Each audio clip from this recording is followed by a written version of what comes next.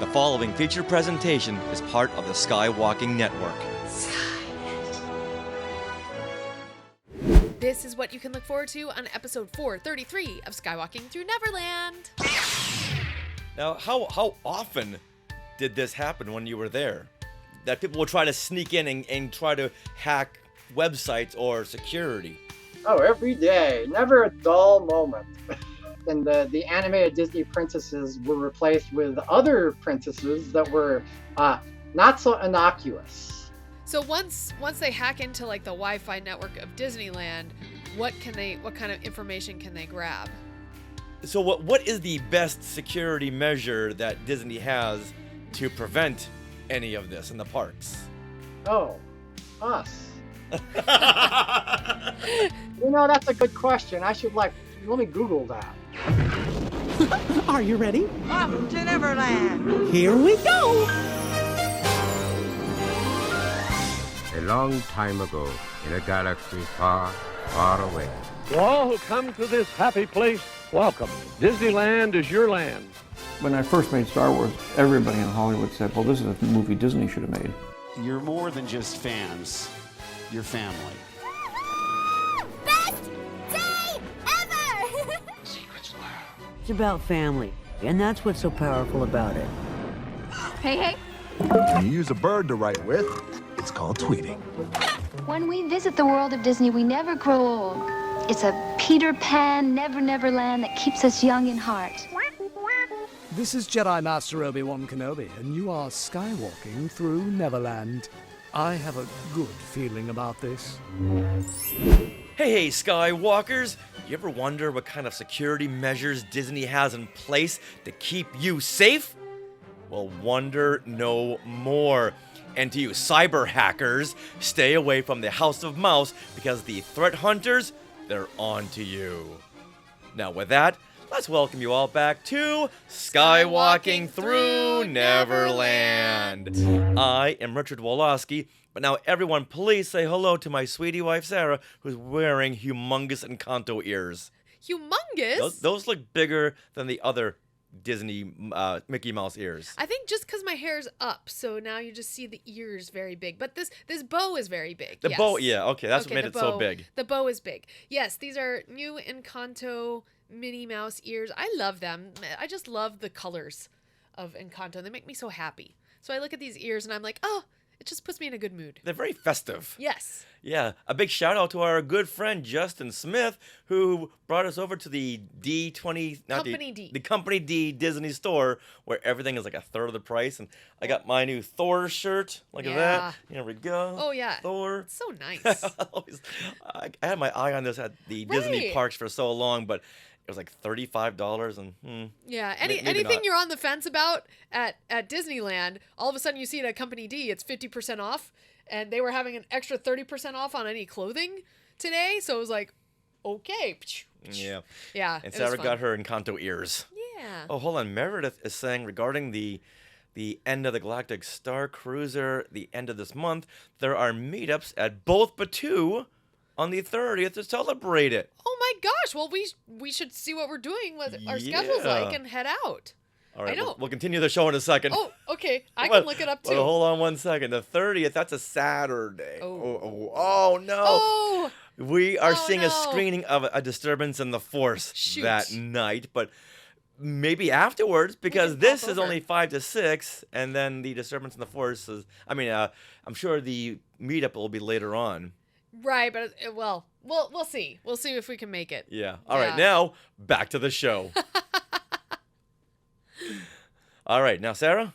Yes. It's your line. Oh, it's my line. Okay.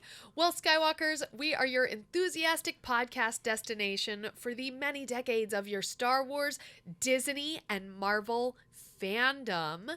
So imagine a big Wookiee hug from us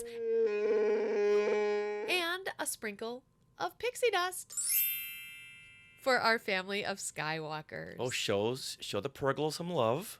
Oh, and also, how about some Purgle howls?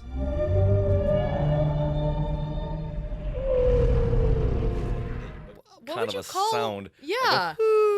Like No, that's a Purgle owl. Yeah, I was like, what? Oh. What do they do? What do Purgles say something? I don't know. Okay. They make noise. They make their own. They sing. Yes, the They Purgle sing song. the Purgle song. I needed the right verb. There you go. Yes. All right. Now, we are being sponsored by Small World Vacations, and they are a diamond-level Disney vacation planner travel agency that can help you book your trip to a Disney park around the world.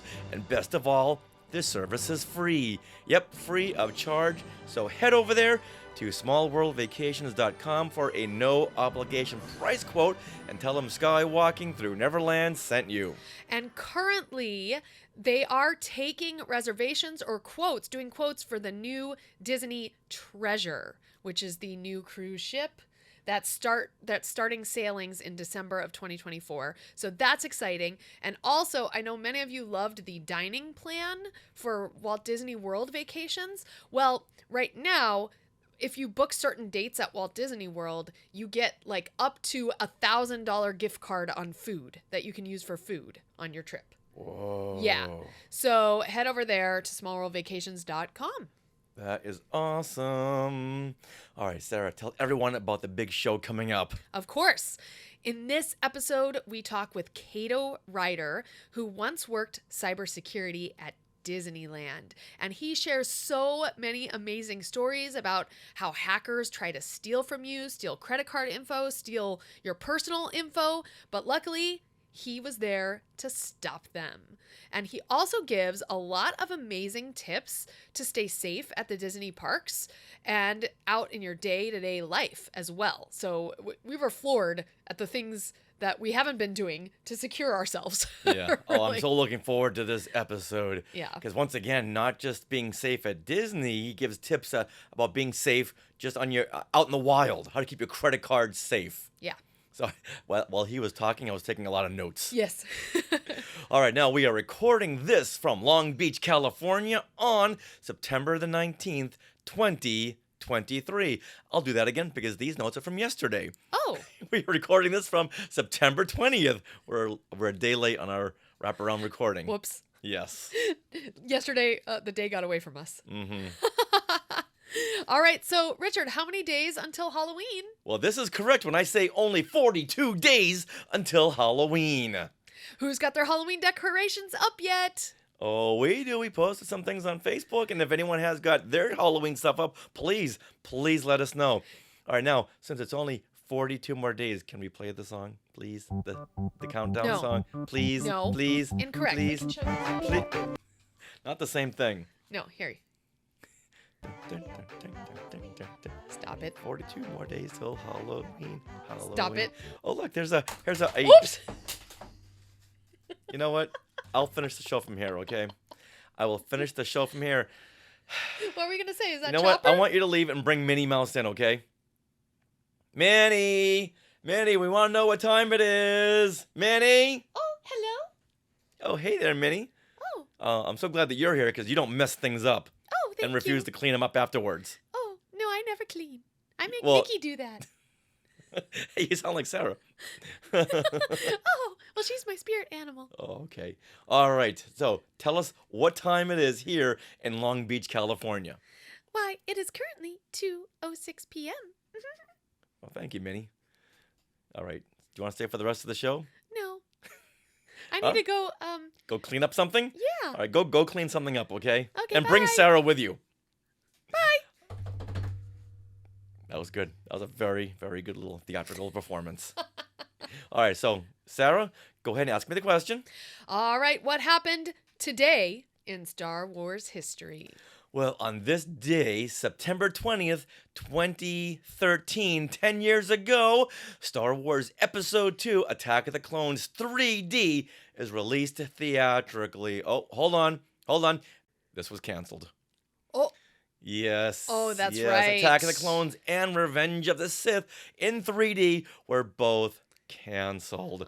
This was the big news at Star Wars Celebration, I want to say 6 Yes, in I think Orlando. 6. That was like the big announcements that 2012. Attack of the Clones and Revenge of the Sith were going to be released 3D. Mm-hmm. And then Disney bought Lucasfilm and said, or we can put this money into some new stuff. Right. However, they did end up striking a couple of prints, and they showed them at celebrations. Right, and we saw one of these, right? We saw both of them. Okay. Now, Attack of the Clones debuted at Star Wars Celebration Europe 2 in July of 2013.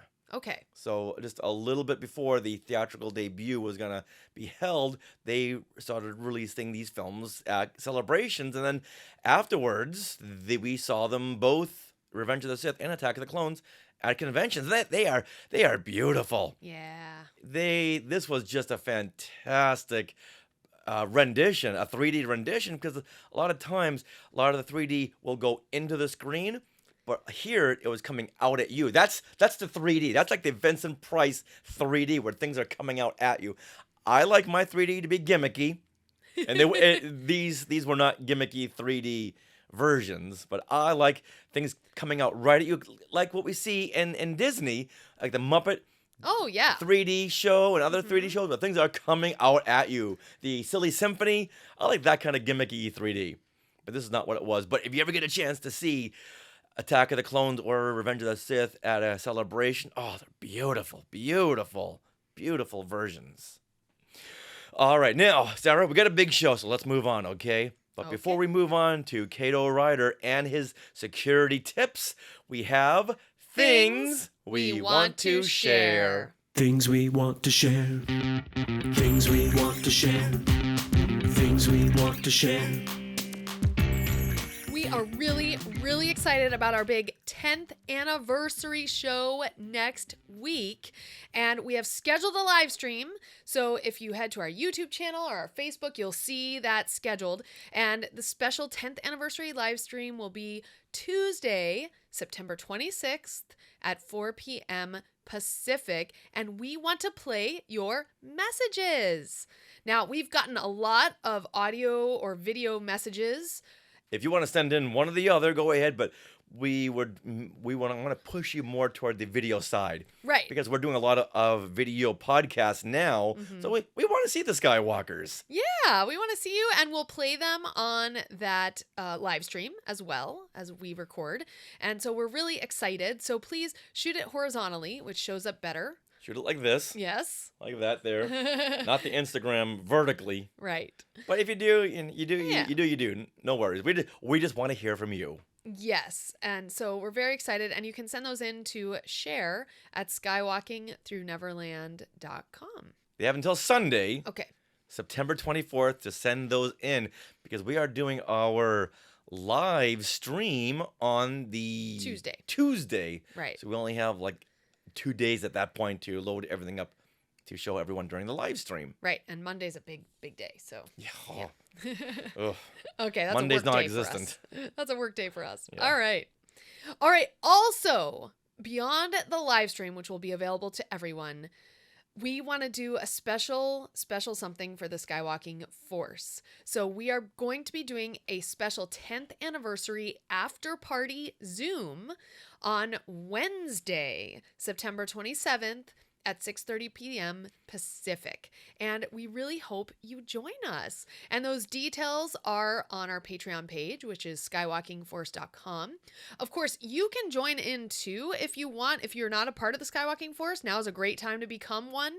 We are doing our Ahsoka Zoom discussions, which will be rolling out on the Skywalking Force podcast feed. We're having special meetups and special Zoom parties for you guys. So this is just one more special thing that the Skywalking Force gets. Yeah, and I'm sure we'll talk a little bit of the penultimate episode of Ahsoka. Yes, that too. Now, too. Speaking of talking about Ahsoka, when is our next Ahsoka Zoom get together? That is gonna be this coming tomorrow. This coming tomorrow. Yes. Tomorrow, Tuesday, September 21st, 6:30 p.m. Pacific. That seems to be a good time that works for both East and West Coast. And that's open for everybody. Yes. So all the Skywalkers jump right in there. Yeah. Now, regarding the messages people are going to send in, Skywalkers Academy says, Richard will just cut off the top of your head to get the aspect ratio right. Don't make me do it. I will cut off your head. I don't want to do it, But if you send in the video vertically, I just may have to. Okay? There's my warning. All right, Sarah, with that, let's now speak with Keido Rider about keeping Disneyland guests very, very safe. Welcome to the happiest place on Earth, where your happy is everywhere, anywhere. He's woohoo happy. Look up, there's some friendly neighborhood happy. Look down, whoa, oops, don't look down. He's pew-pew-pew kind of happy. They're even happier. And you're the happiest of them all. Because this place has all the happy you never knew could exist. So you're a new kind of happy every time you visit. Welcome to your happiest place on Earth, only at the Disneyland Resort. Disneyland is one of the most magical places in the world. However, some poisoned apples try to ruin it for others. Luckily, there are people like our next guest, Keido Rider, who worked in cybersecurity to keep us all safe. Hey, Keido! Hello, good afternoon. Great to see you all. Great to see you once again. Now, we had met a couple of weeks ago at Long Beach Comic-Con, and you were dressed like a Jedi, and we had a very, very long, fun conversation. But before we go into security matters, tell us about your Star Wars fandom. Well, well, maybe not so obviously. I'm a member of Generation X, so I saw the first A New Hope when I was a kid in the theater. And it was amazing to me. And I actually saw it. It was one of the first movies that I saw in the English language. And I actually understood the English, which was also at the time amazing to me because being that wasn't my native tongue and I was so little, I had a lot of apprehension about things in English, understanding English and speaking English. So when I understood the English and I saw that on the big screen, it made an indelible impression on me.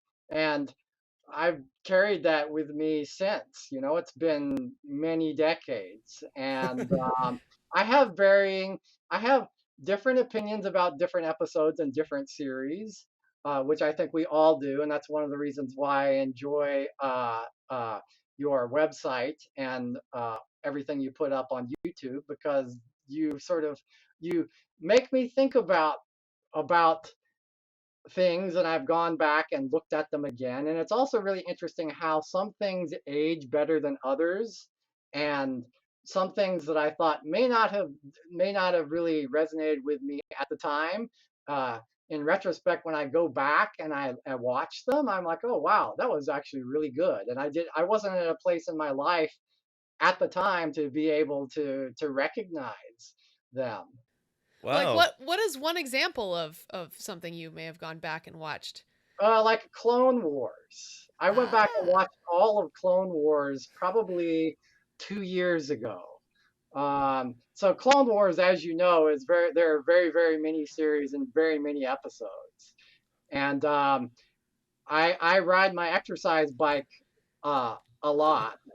And it's actually really good for that, because a lot of the time, if I have to be on the exercise bike for like 2 hours, and it's like at like a sub threshold intensity, I can with Clone Wars going, I can sort of absorb it. And there's so many episodes that I don't have to worry about running out. Yeah, I think there's over 144 episodes, and then you can get into Rebels, and then we can always go back to Ewoks and droids. So there's lots out there. But now you said that you had seen Star Wars and you didn't really understand English. Where are you originally from, and when did you see Star Wars? Yeah, what's your first language as well? My first language is Mandarin. I'm from Taiwan originally. Okay. Oh, and when did you come on over to the States? When I was 8 years old. So I actually saw it in the theater there in Taiwan with my father. Oh, wow. And it was in English in the theater. Yeah, it was actually at the so my father is a white person, Caucasian. A Caucasian person, right? And he was in the US Air Force, and he was stationed in Taiwan at the time, and that's where he met my mother. Yes, and they've been married ever since. and they were playing it at the U.S. Air Base there, and so and they had it, they played it, and the dialogue was in English, normal, and it had Chinese subtitles. So, did you have English courses in school, or did you just pick it up from your dad? How did you understand English so well? There's a really interesting story behind that. I never really learned English when I was in Taiwan. However, I heard it being spoken sometimes, and so my father only speaks English, and I would hear him and his Air Force buddies speaking in English. Um, so, and then my mother could barely speak English. She spoke to me always in either Mandarin or Japanese. And I developed this idea, and you know how when you're a little kid, you develop these ideas based on limited experience? Mhm. I developed this idea that what he was doing was he was speaking in a special code. And the only people who knew that code were those guys who wore the blue uniforms. Right. So if you part of wearing that blue uniform is they taught you the code. Ah. Oh, okay. And then I came to the United States when I was like 8 or 9, and then I had to learn very quickly. Yeah, So, that everyone knew the code. so much for the idea of that being a code. Yeah. Got it. Now, you were dressed as a Jedi, like I had mentioned earlier. Does your Jedi have a name? My Jedi name is Keido. That's my Dharma name.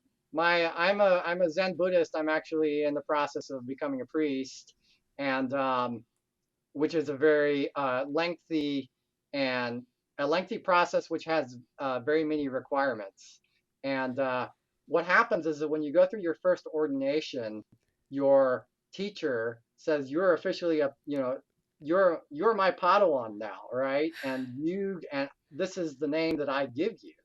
And a lot of times your Dharma name may either reflect a quality in your character that your teacher may wish for you uh, to lean into, or it may reflect something, a direction in which um, someone's teacher would like them to move towards. For example, one of the people in my sangha, his Dharma name translates into everlasting patience, right? And I can feel like he has this tendency to be impatient and like, all right, right now, right? And I said to him, I said, oh, so it's really amusing that that's your Dharma name. He goes, oh yeah, my teacher, who is someone who his first teacher passed away, thought that that was a quality that I needed to work on developing. And he said, I used to be much worse 25 years ago. I was like, okay. Oh, don't have him go to a movie theater. That'll change everything. So now, what does Keido mean? What does Keido translate to? It means joyful way. Oh. But joyful, not as unhappy, like a sort of an underlying, all-encompassing joy.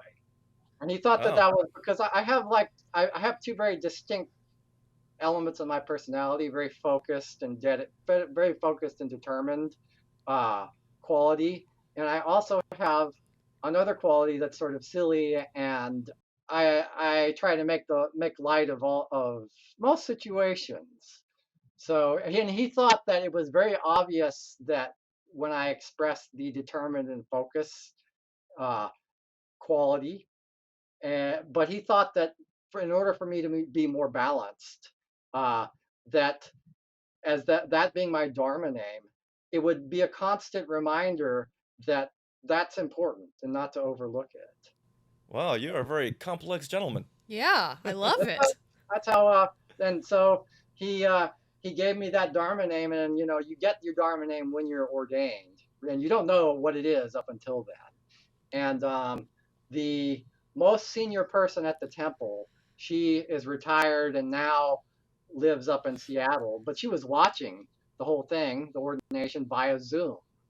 And afterwards, she mentioned to my teacher, she says, oh, that you did a really good job with his Dharma name. That's a quality that I can definitely feel in him. Yeah, so when we were at Long Beach Comic Con, you were dressed as a Jedi, so of course we struck up a conversation.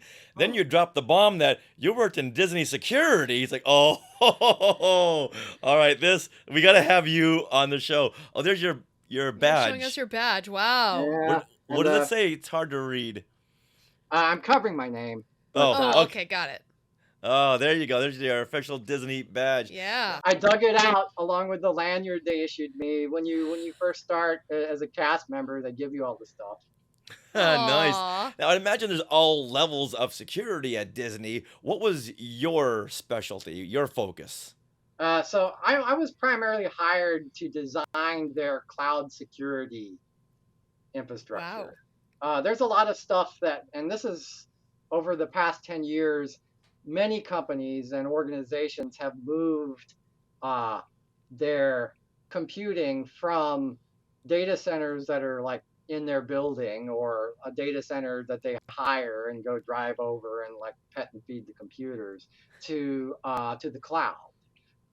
So basically, those are still computers that someone is petting and feeding, but it's someone else. So what Disney does is they'll pay uh, um, Amazon, or they'll pay Google, or they'll pay Microsoft. There are like a number of different cloud vendors, um, and what that does is it allows them to better manage their costs because they don't have to buy all the hardware every time they need an upgrade. They just pay a little extra money, and then Amazon just turns it on. Right. Well, so did you said you designed the cloud software for their security? I help them secure their assets in the cloud, but having a very broad cybersecurity background, I was able to help them with a lot of other areas concerning their overall security posture, including a bunch of the security that was on premises at the parks and on the cruise ships. Oh, wow. So I work for parks and resorts. So Disney has a bunch of different divisions. It's huge, right? Um, like for the movie division, which is primarily in Burbank, they sort of operate autonomously. I mean, uh, they're still employees of the mouse, but their responsibilities to the mouse are a little bit different than ours. I worked at I physically worked at TDA, which is the green metal office building on the south end of the park that you can see from the highway. Okay. Yeah, and if you're in Run Disney, you run through that whole campus. Exactly, Okay. exactly. And so, and yeah, my office was a broom closet originally. Oh, wow. That they have challenges with physical space. They did at the time because they didn't want people to work remotely. They thought that it ruined the atmosphere for the entire cast to not have everybody there. So I ended up helping out with security of the assets on the premises of the parks and on the cruise ships and the hotels and the parks. So we had Anaheim, we had Florida, and then we had Paris, and then we had Shanghai. Wow. Yeah. And at the time, they were still building out that section where the Galactic Grill was new. And so I remember all the point of sale stuff being deployed there. So yeah. This is at Disneyland, the Galactic Yeah. Grill section? Okay. So I worked for Parks and Resorts. And how long did you work there? How long I were was you there there? for about a little under 2 years. Okay. Prior to that, I had worked for a large pharmaceutical company. And this was before I had moved back to California. And when I moved back to California, I took the job with Disney. And then after I had been there for a year and a half, it was really difficult because, I live in Torrance and I had to commute to Anaheim every day. And also I was pretty much on call 24/7. My current employer came along and they're in the same town as I am. Which, in Los Angeles is huge. It's a big deal because you know how it is to commute around here. And they also offered me the ability to be able to work from home several days a week. And they also offered me significantly greater compensation. So Yeah.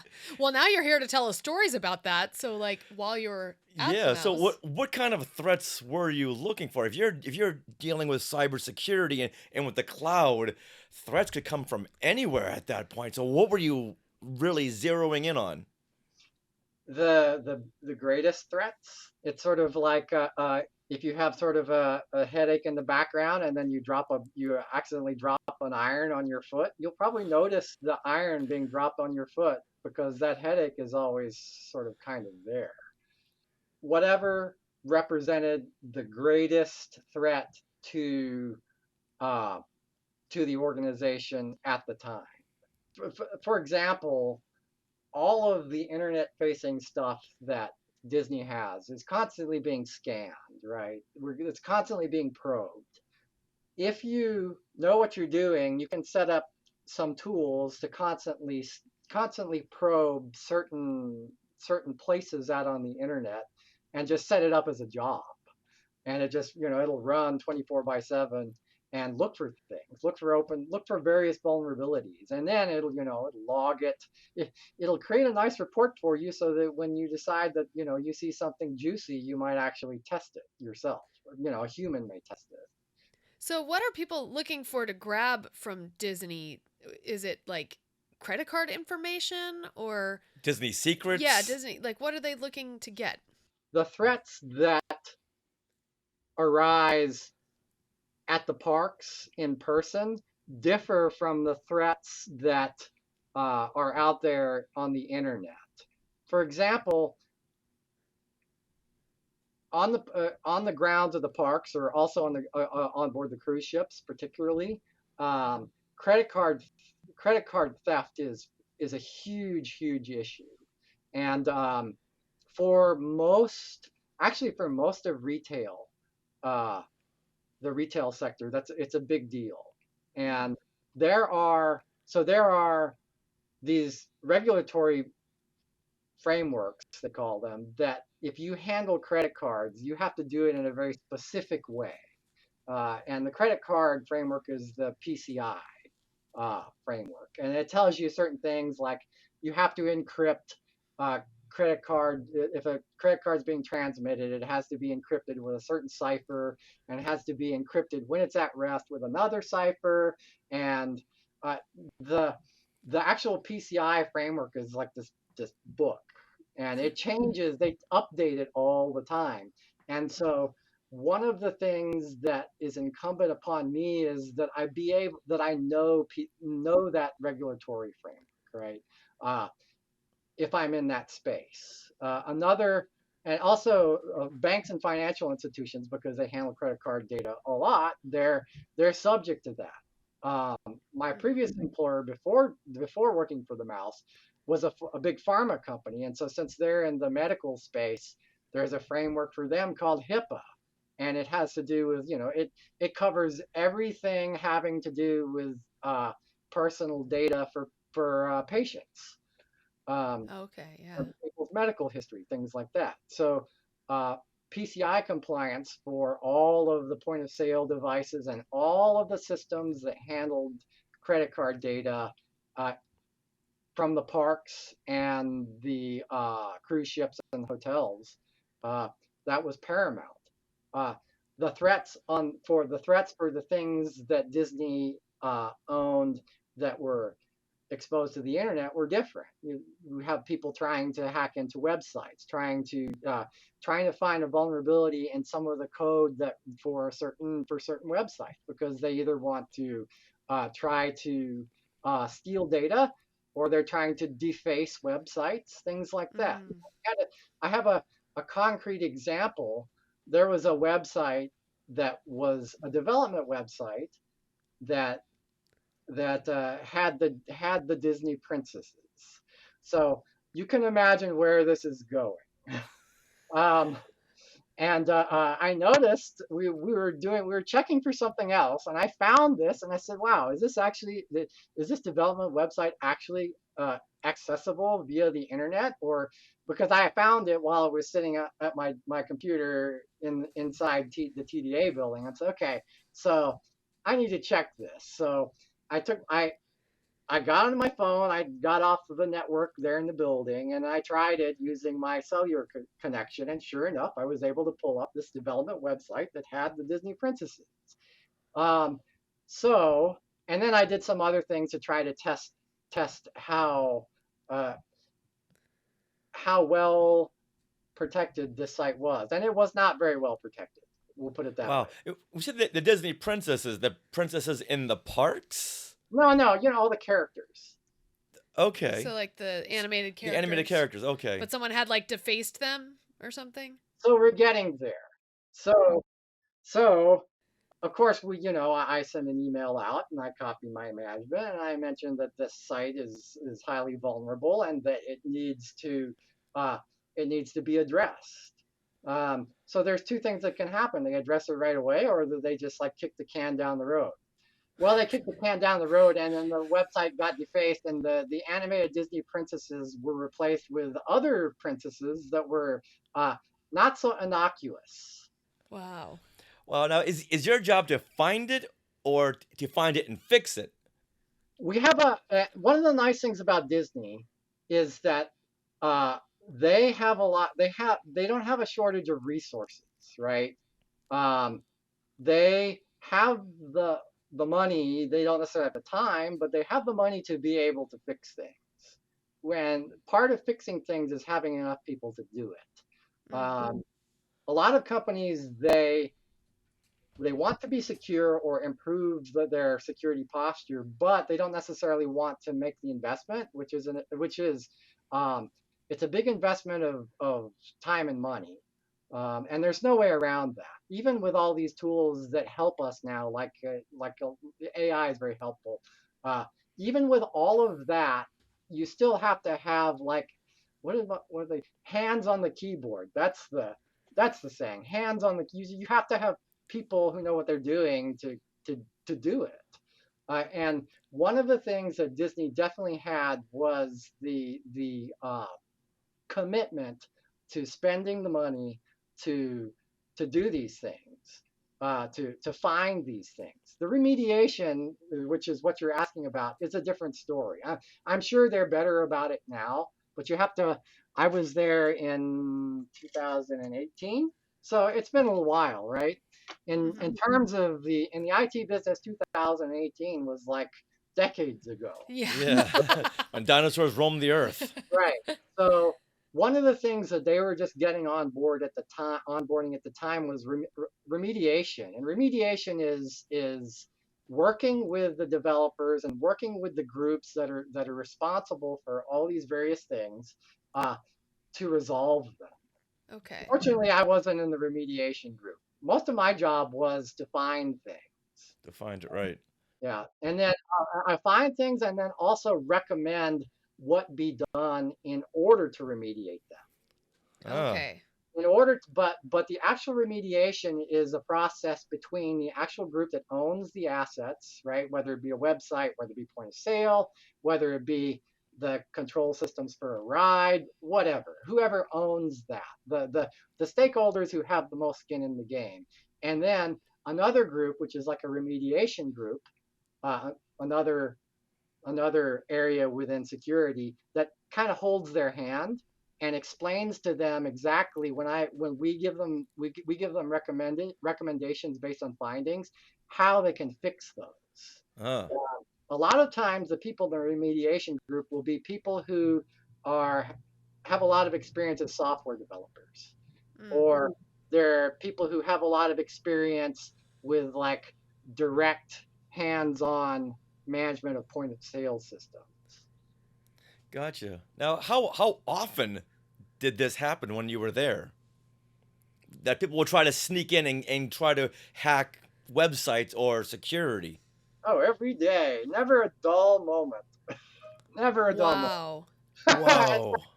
Now, the level of there's like a lot of it, granted, is what we call script kiddies, right? They're like script kiddies are like high school students who have a whole bunch of scripts that they either wrote or borrowed from their friends on the internet that like, try to, they're like tapping on your shoulder. So and it's pretty easy to tell who's a script kiddie and who's a North Korean, right? So just by their methods. Now, when you say script kiddie, is that like a computer thing, or do people try to upload their own scripts onto the Disney website? The scripts are little bits of code that they run Okay. that try to find certain exploits. Okay. Whoa. So what happens when you find these high schoolers that try to get into your system? Most of the time, if it's script kiddies, you know it's a script kiddie, right? And because we have all these layers of defense, and we have a group of people who are looking at this stuff constantly. We have constant eyes on glass, is what the terminology is, and they see these things roll by, and they see these things roll by, and they're only going to, it's like, okay, like 9,000 aggressive inbound recon scans today, right? And out of all of those, it's like there are 4 instances that may need to be investigated. Oh, wow, those are good odds. Yeah. Is there anything that happened? Like, do you remember your first big bust?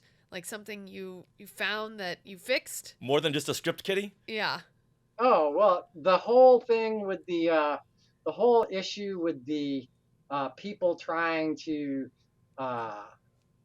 get onto the private Wi-Fi networks at the park, and using Raspberry Pis, the little.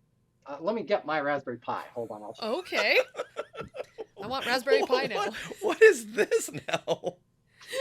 Okay, so this is a Raspberry Pi. It's an older one, right? Okay, so he's showing us. This is like a piece of hardware.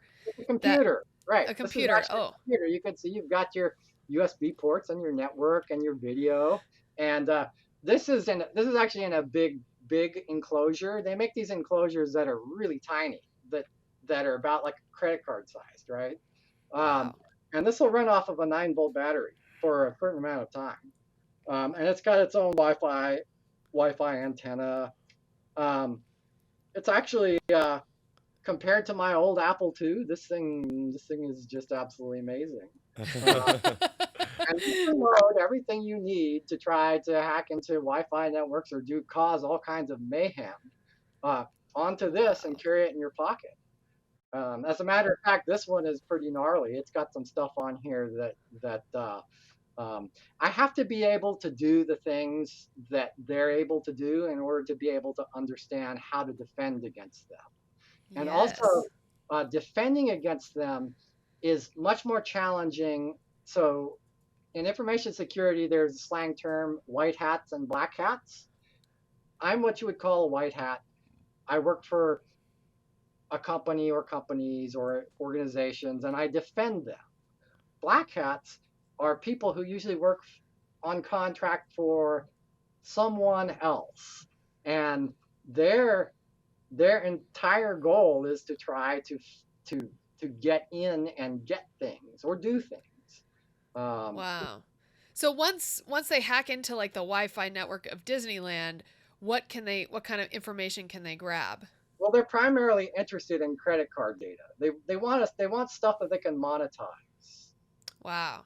In other places, so like what the black hats want to get differs depending on what type of organization, what type of company it is. But Disney, they want stuff they can monetize. Yeah, that makes sense. Now, how easily accessible are those raspberries? These Raspberry Pis? Yeah. You can hop on Amazon. I think they're like $40 now. Oh. Wow. Okay. We do not condone that. So please don't go on Amazon and get one of these. There's also there are other manufacturers that make different types of computers that are small like this. The Arduino, I guess that's how you pronounce it. So it's a company that makes these, but they're very focused on Internet of Things and like robotic applications. When I was at the Droid panel, the Droid Builders panel, and all of their little R2D2s, which are really quite amazing. They do so much amazing. I was looking inside them. The way they're fabricated is some of them. It's really, really, really well done. They run on computers like about this size, and all of Wow. the functionality of their little droids. Uh, they have a handheld controller that sends a signal to a computer that's inside their little R2, and it triggers different types of functionality. Wow. And that computer size you're holding, it's about 3 inches by 4 inches by like about 1.5 inches deep, kind of. Yeah, Yeah. yeah, It's just very, about. They might be yeah. smaller now. This is, I think, a version 2. I know that there's at least one more version in front of this one. They may have gotten smaller, but they definitely haven't gotten any bigger. Yeah, when we were at Long Beach Comic Con, you were telling us this story how people would connect these credit card stealing devices inside of trash cans. Right. So you take this, right? Oh, and then- that's it. Yeah. So you take a Raspberry Pi, and then you have your power source attached to it, and then you have like you can do like that putty. Yeah. There's that putty that sticks really well that you hang stuff on the that was the most effective way to stick. You reach in underneath that round piece Trash can lid. on top of, and you just stick that in there, and then you leave, right? And then about maybe come back a day or two later and harvest it and see what you've got. So because of that, working in conjunction with so the parks have a large physical security group. The security guards, right? Yeah. So we would work in conjunction with the physical security group quite a lot. So we pointed this out, and then they ended up making those, installing motion sensors on the trash cans. So they can't just easily, you just can't. It makes it more difficult. Not to say that it still couldn't be done, but it makes it more difficult. Wow. But at least now they know what to look for and where. So if they see one of these devices just hanging around somewhere, they'll know, okay, something's up to someone. Yeah. And plus, with all the security cameras, they can see everything. Yeah, yeah. And also too, these if they're running, there's a device that you can buy called a Pineapple probably from Amazon. It's a device that you can carry in your hand that searches for Wi-Fi signals, right? Ah. So Yeah. so there's a way to detect these, and the trash cans is not the only place where they attempt to set these up. You can, obviously, this is so little, you can hide it in one of the cars on a ride. Oh wow. You can set it up inside, like if you see a box that's a sprinkler box, that's like got bushes around it. There are a lot of places that you can tuck one of these because they're so little, right? Yeah. Yeah, but you're going to want to hide them mainly near stores and merchandising venues, right? The closer they are to those credit card machines, the more these are going to pick up those signals. Yeah, the closer they can get. Okay. Right, and if you attach it on a ride, it's like, okay, now we have it, now we don't. Now we have the signal, now we don't, because things are always moving. Yeah. So what is the best security measure that Disney has to prevent any of this in the parks? Oh, us. Nice. Best answer ever. I love that. Because, the tools are just the tools, right? This is just a tool. You could take one of these Raspberry Pis and load up an emulation of one of those old Nintendo video games, right? And then it's a Nintendo.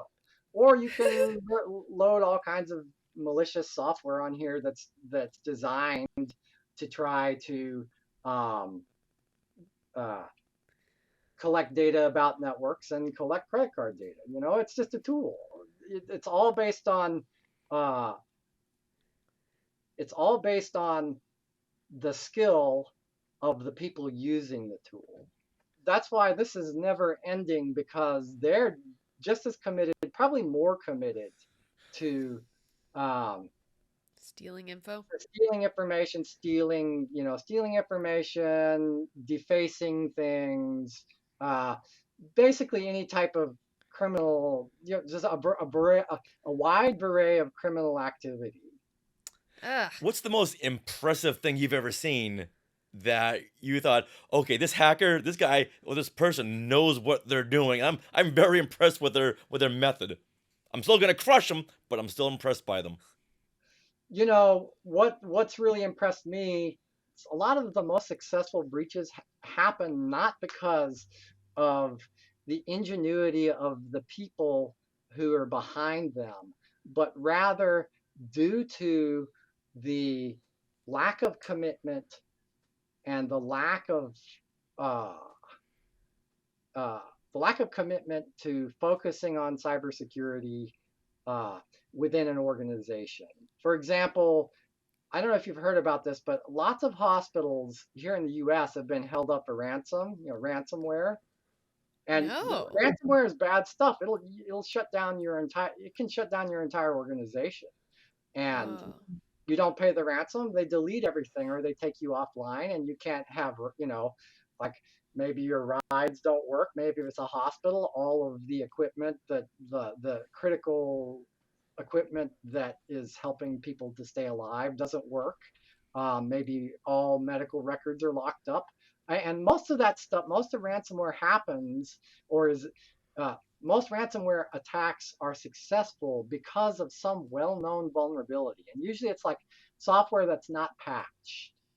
And these patches, they exist, right? So whenever your laptop tells you that you have security patches that you need to install, do me a favor and actually install it. Let it do its thing. I know it's a little bit inconvenient and it might require you to reboot and it might make you a couple minutes late, but it's worth doing because that's the easiest way for breaches to happen. Okay.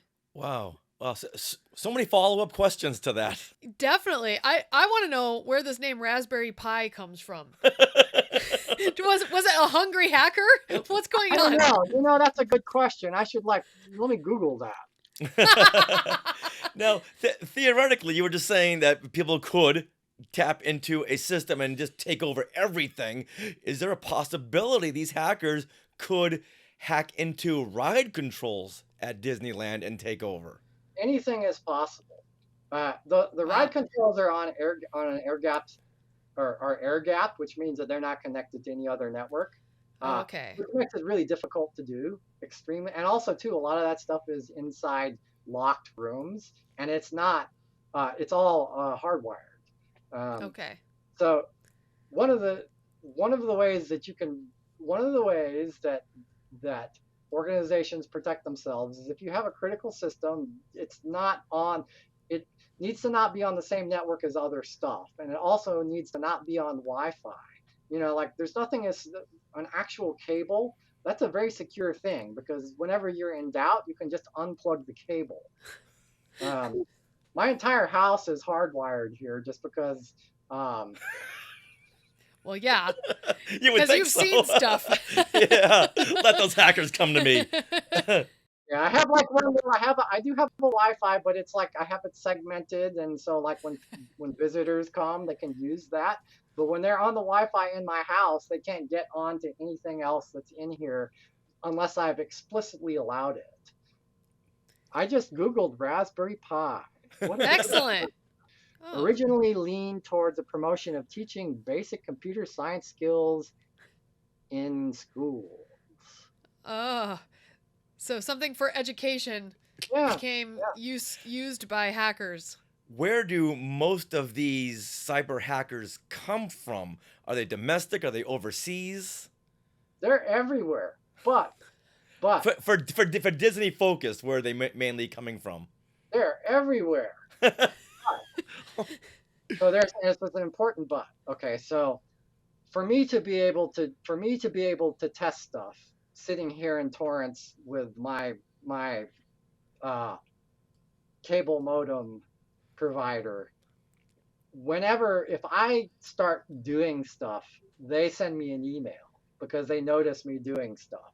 there are other cities in the world where the local authorities are much more willing to look the other way if they're properly compensated. Oh, like where? So have you ever been to the Czech Republic? No. I don't know. You should, like Prague is very nice. Yeah. Okay. There are certain cities. These are cities where independent contractors work, where little organizations work, right? There's countries there are also other countries that will condone this type of activity if it's targeted towards what competitive nations. Oh. So for example, there are a lot of criminal organizations that are operating out of mainland China right now that aren't actually part of the government of mainland China. However, they're targeting us, they're targeting Taiwan, they're targeting South Korea, they're targeting competitive nations. And due to the fact that that's who they're targeting, the government may look the other way or may encourage them one way or another. Wow. Oh, that's not funny, but understandable. And then there are also bad actors who are state sponsored. So you see a lot of that with North Korea, for example. Okay. Iran, right? So they actually have, the government has a program to train these people. And a lot of the people who are trained in these countries, they're, they kind of have a script. They're taught, they're trained, and you can kind of tell how they're trained. Oh, wow. And if you see it often enough, you're like, okay, this definitely looks like North Korean, even if it looks like they're in the Czech Republic. They're somehow they somehow have a background to where their methods look like they may be from North Korea. What's the percentage of these hackers coming from the United States? That's a good question. I could ask the guys. It's been a while since I've been on the operational side of things. I wasn't even on the operational side of things when I was at Disney. There's a career progression, right? That's a good question. I'll ask them what they're seeing. Yeah, I'm extremely curious about that. Now, what kind of tips would you give guests coming to Disneyland so they can be that much more safe? Like, don't use credit cards, use cash. You can use credit cards, but I tend to, like, when I want to pay, they're the handheld card readers that communicate via Wi-Fi back to the main device. It's plugged the main device that's plugged in for point of sale. I always like to go to the actual device that's actually hardwired in. It used to be that RFID was a problem with the credit cards, but that's much less of a problem now because the technology on the chips embedded in the cards has improved. There's another aspect of security which often gets overlooked, but is really important. A lot of people give information and money to people doing what we call social engineering. They're basically like con men, and they ask you questions, and they are very well versed in seeming credible. Like a good example, you could say, like, someone could come up to guests at the park and say, I work for Disney cybersecurity, right? And then show them a badge and say, and then they have their story that they go on, and they have some malicious intent, right? They want to try to get information or get that person's credit card information or whatever, right? So be very cautious about social engineering attempts too, right? Understand that that even if people look innocuous, maybe they aren't. This is not to create a sense of paranoia among everyone. It's just but awareness. Yeah, an awareness that if someone starts asking you questions that seem a little suspect, then maybe they are suspect. Well, does this ever happen? Is this like a extreme example, or have you seen this actually happen? Oh no, social engineering happens all the time. But at the parks? Yes, at the parks and cruise ships, and it happens everywhere. Wow. Everywhere. Wow. Okay, so if someone wants to pay by credit card, it's a good idea to make sure that that machine is hardwired into the register. Do that. I mean, that's a very the it's the likelihood that your credit card's going to get skimmed at any of the parks is very low, especially now. I mean, that's not to say it can't happen. Anything can happen. It's much more likely that you might get your credit card skimmed at a gas station. And that's pretty easy to do. And in that situation, you have to look at that piece that's attached to the front of the gas pump, and you have to almost always they put a sticker that can't be tampered with that on the actual card reader. If that's not there, then don't use it. So the likelihood that your card will get skimmed at one of the parks or the resorts or the cruise ships is quite low. But in cybersecurity, nothing is ever an impossibility. Wow. What about if you're like mobile ordering? Because I know we do that a lot nowadays. Yeah. Mobile ordering in the parks. Should we not use Disney Wi-Fi, or does it matter? So this is something that I do myself. When I go to conferences, which I go to a lot, especially when I go to conferences with other people who are in the same industry as me, and they have these conferences every year, the Black Hat Conference and DEF CON. They're usually in Vegas. Oddly enough. Because I know who I'm going to be hanging out with. I have a burner credit card, right? Oh. I have a credit card that I got that has X amount of money on it, right? Like $300. Just a trivial, an amount of money that's usable for what I need to use it for.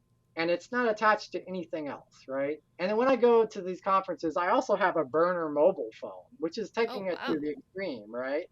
Yeah. And the burner mobile phone it's a phone I only use when I go to these places that are high risk.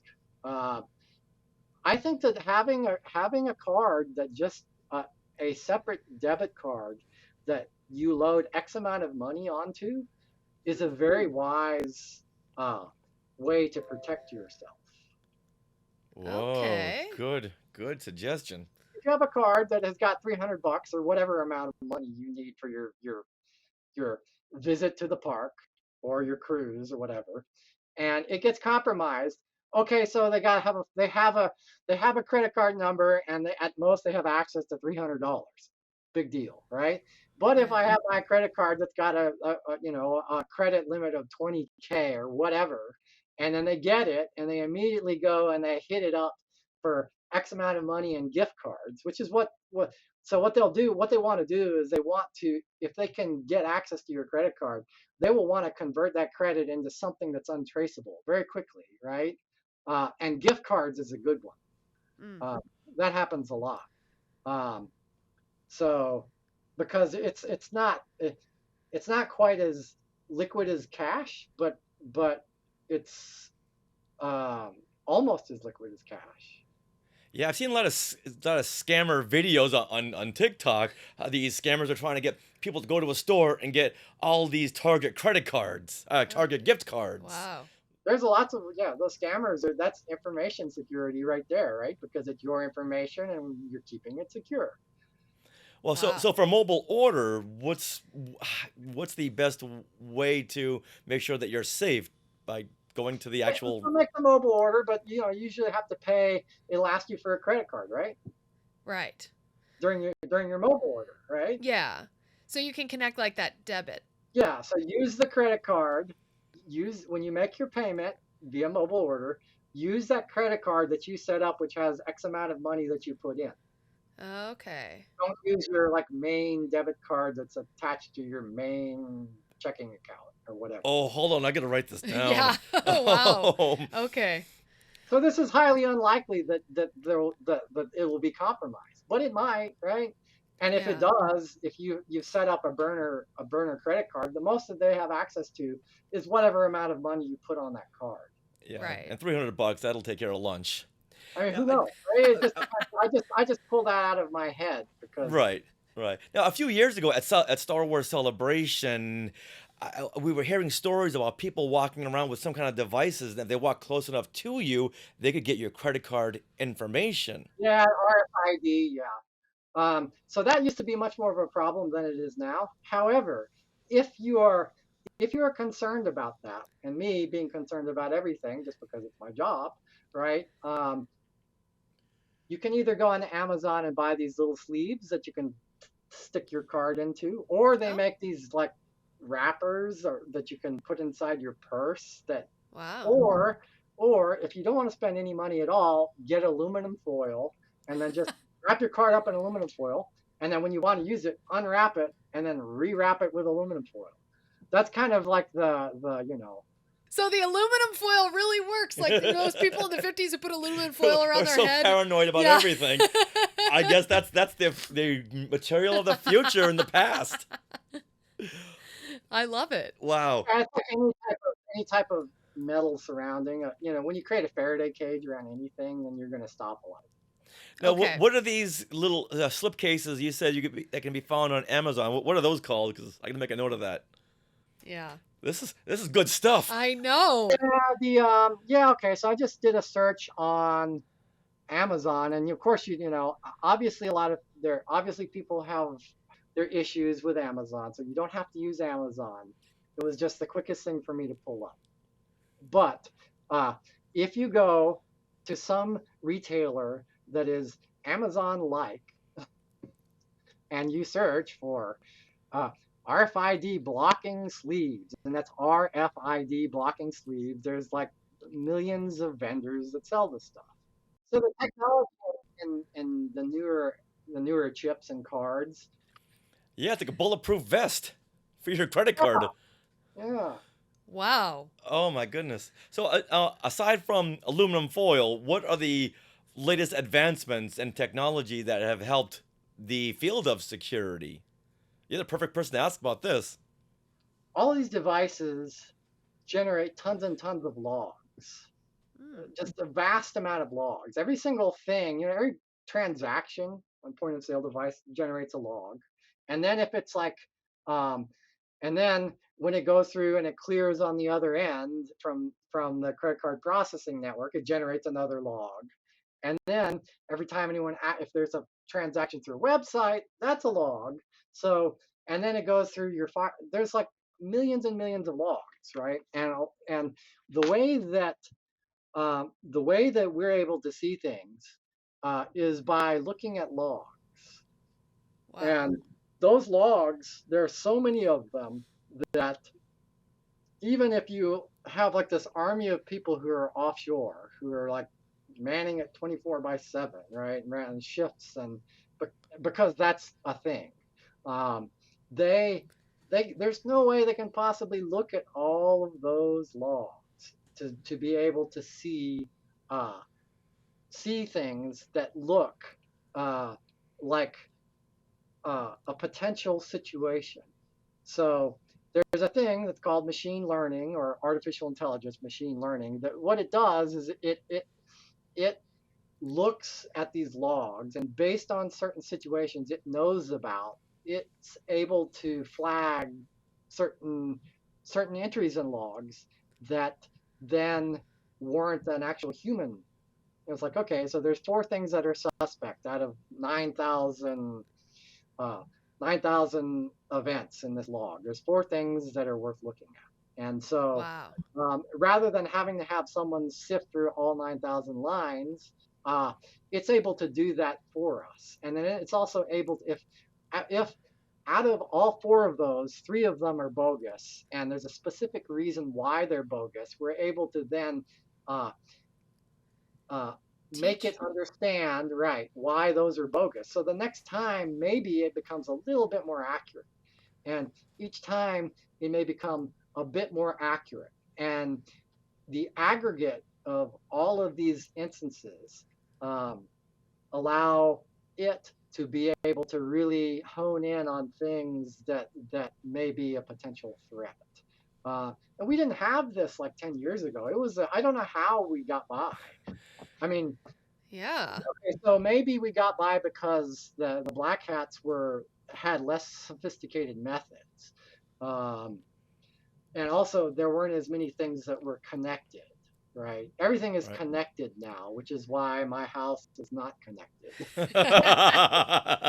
So I mean, my car is connected, and that's like something that I spend a lot with my current employer. That's a big deal, right? With autonomous driving and EV vehicles that Oh. have the ability to find the next charging station and can calculate based on everything that's happening in traffic, whether you'll run out of electrical charge, or all these things, right? That's all possible because your car is highly connected. Everything is highly connected. It didn't used to be that way maybe even 10 years ago. So maybe that's how we got by. I've thought about that, but I haven't really delved into it too deeply.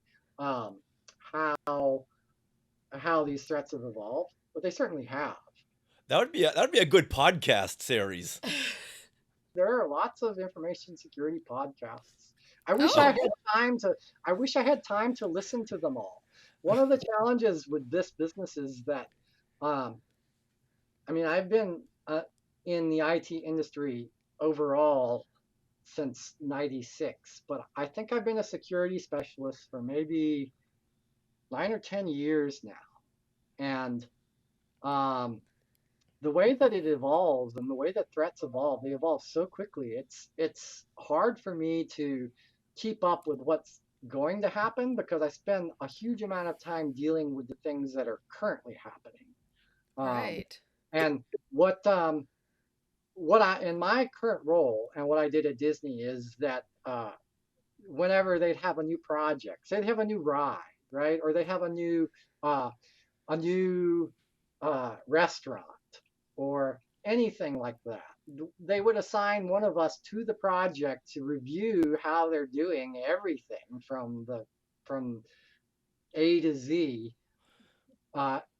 in order to uh, anticipate potential security gaps. Okay. Wow. Is that a job that should be happening where people are trying to predict what's going to happen in the future with security breaches? I know it's very hard, and I'm sure you're doing a lot of learning. We actually have, and they have them at Disney too. I think that those guys were over in Orlando, but there's usually at a company of enough that has enough resources, they usually have threat hunters. That's what they're called. Oh. The threat hunters. It's actually their role, right? Threat hunter. It sounds like they should be dressed like Mandalorians, right? Yeah. Or like Indiana Jones. Yeah. A big pulsator rifle and just walking the streets looking for cybersecurity threats. We have a briefing with them, the threat hunters, and they say, okay, so CISA, the U.S. government, federal government agency that deals with cybersecurity, CISA is predicting that we've seen this threat in the wild at X, Y, and Z, and so and so at Toyota noticed this activity on their attempted activity on their network or whatever, and such and such at like Exxon also noticed, and they reported it to the federal government, and then the federal government is predicting that this may be coming from so and so, and these are the things to watch out for, right? And so the threat hunters, they take this and they're like, ooh, right? They have all of these all this fun new stuff, and that's what they do. They keep up with the latest threats on a weekly, daily basis, and they tell us about it. And so for me, when I have a project, say a new website or something with Disney princesses, I have to keep in mind that this particular new threat takes advantage of this vulnerability, and to make sure that when they develop this new website, they write all the code that we specifically test for that. so that we know that we're not vulnerable to that, and also not vulnerable to the millions of other exploits in this massive. There's a massive catalog of of all known threats, and Right. they're ranked. They're ranked in the order of severity. So that's something that we have to be cognizant of. Wow. So what I'm learning from cybersecurity is that I really love your terminology of everything. Raspberry Pis, black hats, threat White hunters. hats, yeah. The people who, and it's very interesting because there's quite a bit of crossover. There's quite a bit of crossover in the two sort of like, what would you call subcultures, fandoms? There are a lot of information security people who are big sci-fi nerds. Oh, that makes sense. Very, I mean, we wear black T-shirts for crying out loud. Yeah, you were at Disney when they were developing Galaxy's Edge. So Yes. what did you do for Galaxy's Edge to make sure they were all protected? The dude who sat next to me, it was his project, and I remember I could like email him and say, "Hey, what was fun and what sucked about that?" But I remember that one, and I remember thinking, "Okay, I'm glad I don't have that one." Oh, wow. And I ended up taking I ended up being, we have some leeway in what we want to work on. Sometimes we don't. Management will say to you, "Hey, you're on this project. Tell the project manager you've been assigned," and they'll add you to the billing and add you to all the meetings. And Right. then you work with the project manager to fulfill the requirements. And then sometimes we get asked, "Hey, do you want to work on this project? What we know about this project is X, Y, and Z." Yeah, so do you remember anything about Galaxy's Edge from your friend or? I remember that it took a long time and that it was very expensive. Mm. And I was happy that that's all I knew about it, because I could hear like the meeting speakerphone. I could hear the meeting in the next room, cubicle, space over. Mhm. Was there ever a time you heard something you thought, no, that's not going to work, or wow, that is going to work? I heard that all the time. And if I heard something that I thought was definitely going to be problematic, I would make a point of letting whoever it was, my counterpart who was assigned to that project, I would make sure that they knew. And they could choose to listen to me or not, right? Because Right. once you're assigned to a project and you're responsible for the security of whatever it is that project is going to deploy, it's on you. The success or failure, how secure that is or not secure, is up to the skill and the knowledge and the foresight of the security architect who's assigned to it. And if you have gaps and those gaps get exploited, that may be a resume producing event. Ooh, yeah. Wow. Now, can you still go to Disneyland and enjoy it, or do you look around and go, "Oh, that's a security risk. That's a security risk. Don't use your credit card, ma'am. Sir, don't do this." I try very hard to not do that. When I go places, my girlfriend is a physician, so she has nothing to do with she's a very different world than me, which is kind of cool. It'd be very hard to date someone who was in the same industry, I think, at least for me. So she has a lot of, and she also tries not to diagnose people. Well, it's very hard to listen to other podcasts and go, "Oh, we've done that a little bit differently." Sometimes if it's like really egregious, I'll cringe. But I try not to. When I go somewhere, I try to go there and enjoy it for what it is in the moment, rather than like carrying my story into the moment. But if it's something that's really, really egregious, I might say something. How many security guards do you think there are in Disneyland? Just so people will feel that much safer at Disneyland when it comes to undercover. I don't know how many. I don't know what their physical security allotment. Yeah, I don't know what that's like. I just know that they were when we needed their help, they're able to help us. I'm sure there are a lot.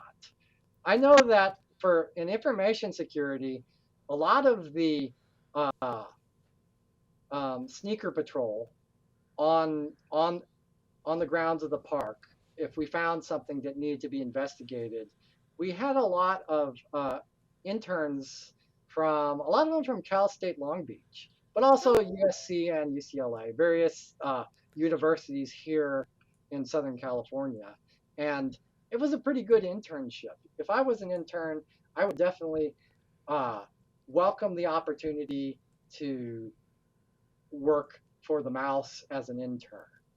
Uh, I feel pretty good about the. I've always felt pretty good about the physical security at the Disney parks and resorts. Um, there are other amusement parks, not so much. Yeah. Yeah, Disney is. I don't want to mention any names, but there's one that has Six Flags to it. So there's like no security whatsoever. Never heard of them. Yeah. Guest experience at Disney is everything.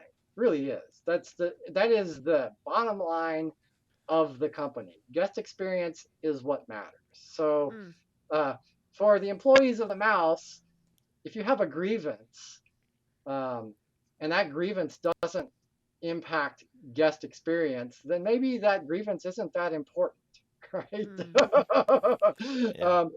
Not as important to management. But if it is something that impacts guest experience, like for example, the security of your credit card data, that is paramount, and they will do whatever it takes to protect that data.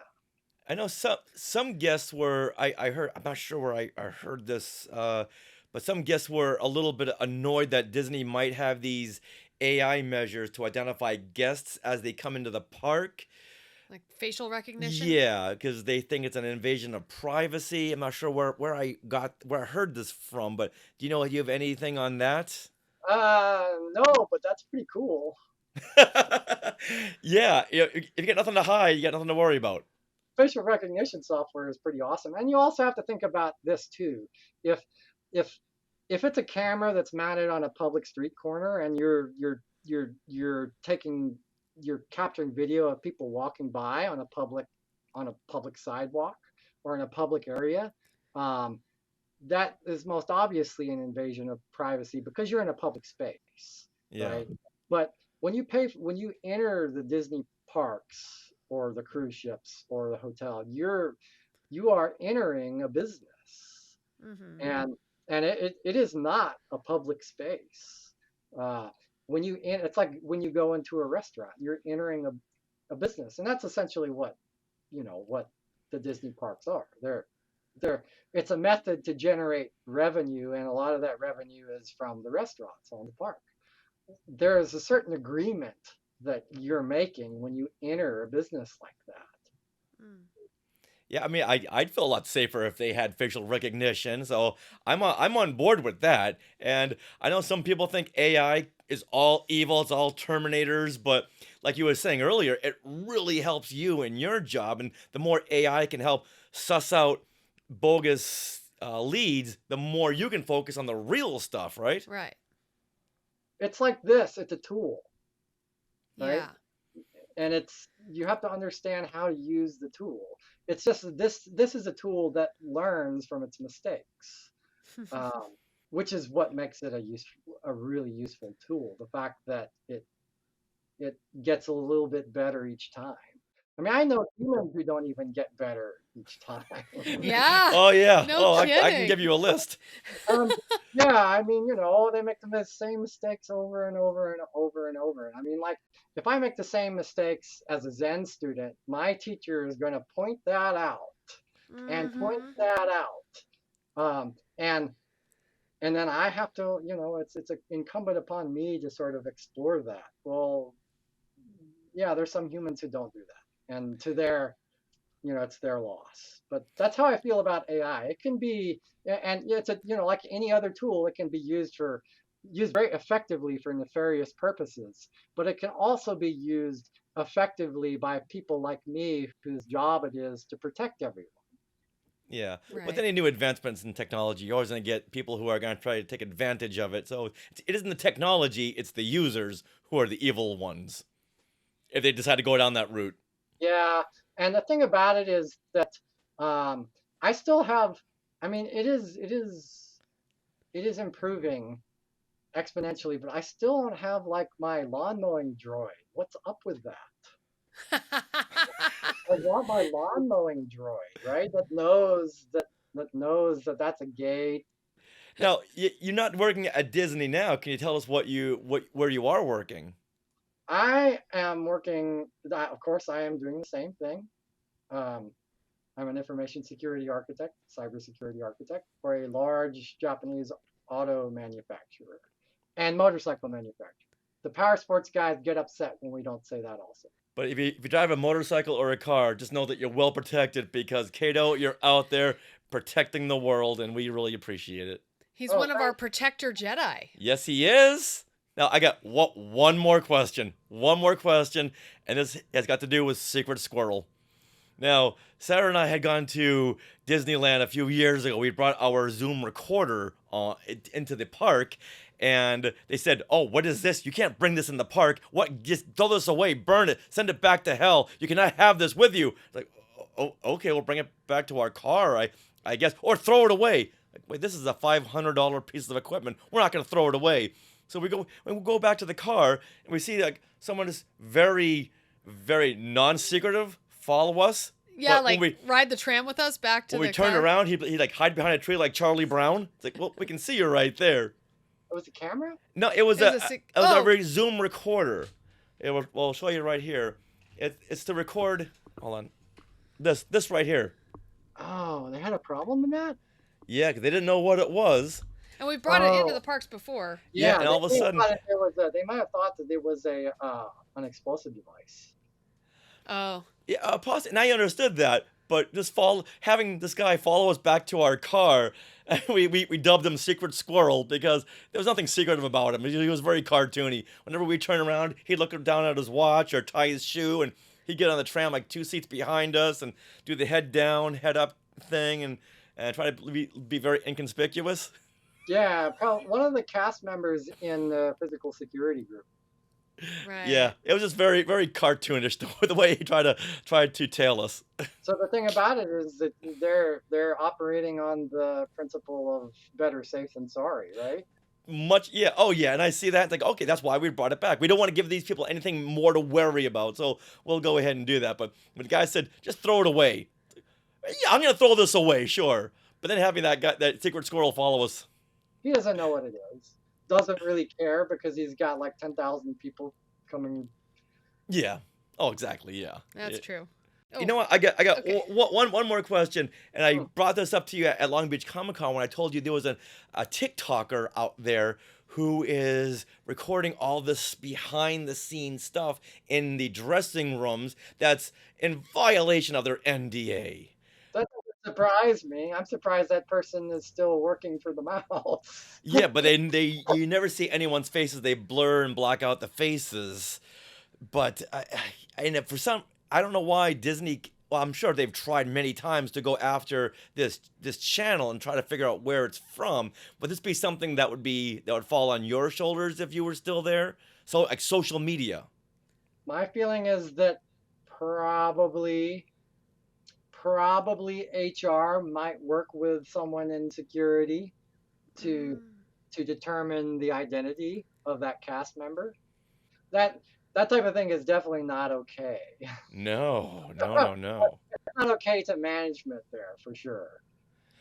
Yeah, and hopefully they'll crack down. I mean, I'm guilty of watching this behind the scenes in the costume rooms because I've always wondered. But I don't want to encourage it, so hopefully they'll take it down sometime soon because I don't want little kids.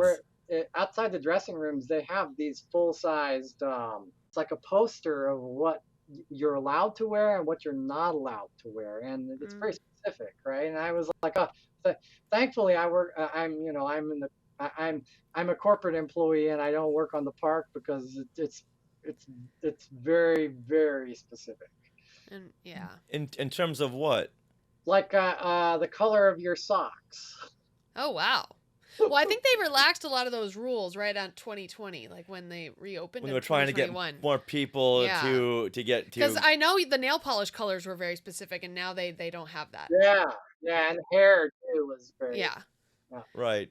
Yeah. Yeah, so I guess after the relaxed that. pandemic, it was very hard to get people back to working Yeah. again. So, like, okay, we don't care what color your nail polish is. Yeah. Just come on in. I always thought that was kind of a little bit draconian, right? Yeah, I agree. Yeah, I do too, but then again, I do like Walt's very old-fashioned style of appearance and presentation. And once again, the park's been open for how many decades because of what Walt's standards. Well, Keido, thank you so much for coming on. Sarah and I have been talking about this for a long time because we've never had anyone like you on the show. So thank you so much for coming on and sharing all of your really amazing and secretive stories. Well, that wraps up episode 433 of Skywalking Through Neverland. We want to thank Keido Rider for coming on and telling us all those amazing stories and best of all, keeping us all safe when we're at the parks. And thank you so much to all of you Skywalkers who comment, like, and chat with us. We love you. Now, are you interested in learning some Star Wars history? There's a lot of history to be learned. Well, you can get our books Today in Star Wars History right here at the Skywalking Network website, skywalkingthrough.neverland.com/book. And if you order it right through us, we can even autograph it for you. That's right. Right there. There's the website. Mm-hmm.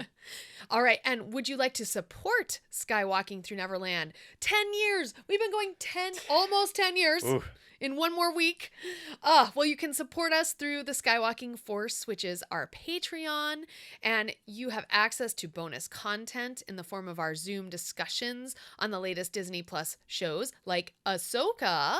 You'll also get a coupon code to use for our books, and we are doing some special Skywalking Force only parties on Zoom that you can attend as well. And some of them even get door prizes. Yes. And to access a lot of this content, that bonus content begins at only $5 a month.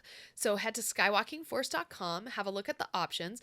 If this is one of the shows you really look forward to every week, consider supporting us. Like maybe even just like $1 a week. That's like $4 or $5 a month.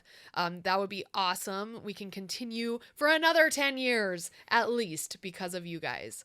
And a special huge thank you and shout out to those of you who are part of the Skywalking Force. Thank you, and thank you. Now, we also want to thank our sponsor, Small World Vacations, for their continued support. Thinking of a trip to a Disney park? Well, you can fill out a Get a Quote form at smallworldvacations.com today. Their vacation planning service is free of charge. So check it out and tell them Skywalking Through Neverland sent you, and also let them know that you are an Ahsokaite. Now, okay, everyone get ready for this. You ready? Yes. We are part of the Skywalking Network. Skynet. Where you can find other great shows like Talking Apes, which an episode just came out yesterday. The Max Effects Podcast. Totally Tell Me Everything. The Neverland Clubhouse. Star Warsologies. Which an episode of that just came out today about blue milk. Mm-hmm. Or about blue food in Star Wars. With a focus on blue milk. Yes. And check out our YouTube shows, Collectopolis and Today in Star Wars History. Now you can find us on social media, on Instagram and Twitter. You can find us at Skywalking Pod. You can go to our Facebook group, which is very easy to find, Skywalking Through Neverland. But if you want to email us your messages, once again, that is share at skywalkingthrough.neverland.com. Yeah. All right, now, don't forget to stick around for bloopers and other outtakes from our conversation with Keido Rider and other maybe fun bits that didn't make it into the show, like that flub right there. And always remember to sing like the Purgle you know you are. Oh, I love that. Oh, Neverland. Oh, hold on. And never. What are you gonna? Okay, you lead it. And always Always remember, Yeah. one person says that. Yeah, okay. And Always remember, Neverland on Alderaan. Alderaan. After 10 years, we still can't get it right. Hey, look at those names to the left. They are part of the Skywalking Force, our Patreon. become a producer yourself, and check out all the Disney Plus themed bonus content available depending on the level you subscribe. Become a member of the elite Skywalking Force at skywalkingforce.com.